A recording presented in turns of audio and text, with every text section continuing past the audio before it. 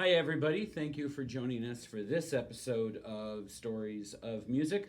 Don't forget to like and subscribe below to show your support for what we're doing.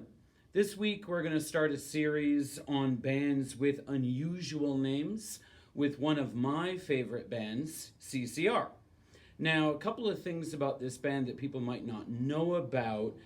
You'd be forgiven for thinking that they actually came from the South, given their style of music, but actually they were from Northern California. Just like the band that we talked about a couple of weeks ago, Journey, they were actually from a small town called El Cerrito, which is in the San Francisco Bay Area.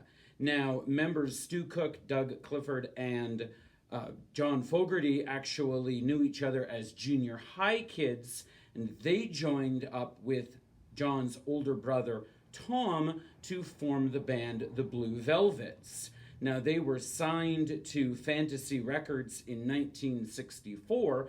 By then, they had changed their names to the Gollywogs, of all things.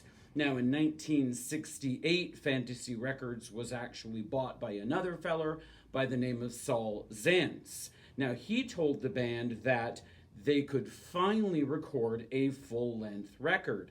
They thought it was time then to change their name once again, and they changed it to Creedence Clearwater Revival. Now, Creedence actually was from a friend of Tom's first name, Creedence, but only spelled with one E. They added the second E to match the word Krieg.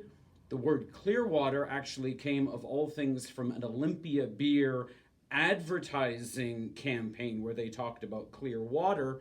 Now, for Revival, they thought it was appropriate to demonstrate a renewed interest in the band, hence Creedence Clearwater Revival, or CCR. As a foursome, they then proceeded to record no less than 6 albums in the next 3 years. By 1971, Tom Fogerty had actually left the band, and in 1972, as a threesome, they recorded their final record, Mardi Gras. Now, the band was successful as, again, a foursome almost from the get-go. They did actually participate in the Woodstock Festival in 1969, but there were a couple of problems with their performance. John wasn't really satisfied with the quality of it, and he actually blamed the fact that they went on stage right after another California band, the Grateful Dead. As John put it, by then the crowd was asleep. So in fact, their performance didn't make the official recording of the festival, nor did it make the movie. Now, like I said, Tom Fogerty had left the band by 1971, and actually the band only recorded the one more record before they broke up in 1972, unfortunately with quite a bit of acrimony.